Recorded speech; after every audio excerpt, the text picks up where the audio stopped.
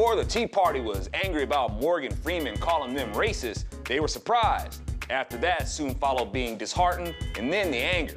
And the same effect would happen with James Earl Jones, who also called the Tea Party racist. You two men don't even appreciate the fact that the people who respect y'all the most make up most of the Tea Party. You two entertainers whom Tea Party type folks have held in the highest esteem as Americans. Not, wow, they're pretty respectable for black guys.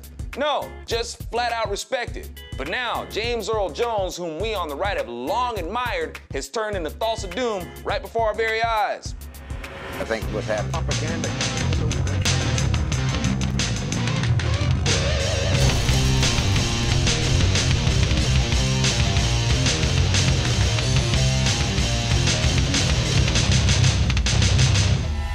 So, James Earl Jones says that he listens intently to MSNBC. Well, there's the problem. Mr. Jones, why don't you talk to us, man?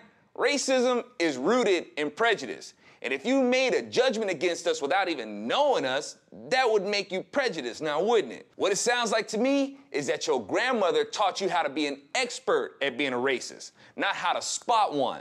And an expert racist is a racist who can get away with being racist while accusing someone else who isn't racist of being a racist while getting others to believe it. That's the Democrat Party. The Democrat Party founded the KKK, Mr. Jones. There is nothing, absolutely freaking nothing that the Republican Party has ever done that is anywhere near worse than that. And the black community's excuse for sticking with the Democrat Party is that Democrats and Republicans supposedly switch sides? Talk about being bamboozled. Y'all seriously fell for that one? Mr. Jones, you admitted it yourself. You were taught to hate, and hatred makes you blind, and you've made a blind assessment to prove it.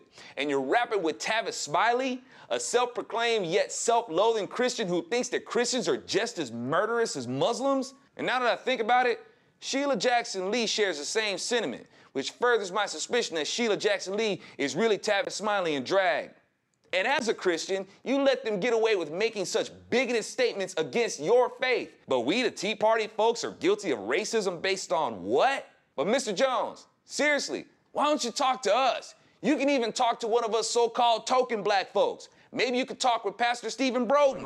We need to inform those who are caught up in this progressive movement simply because of emotions, to let them know what's happening in America.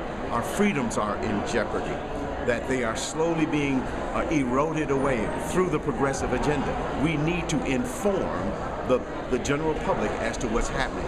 I believe most of them are oblivious to it and unaware. Second is education. Education asks and answers the question, why is this happening to us?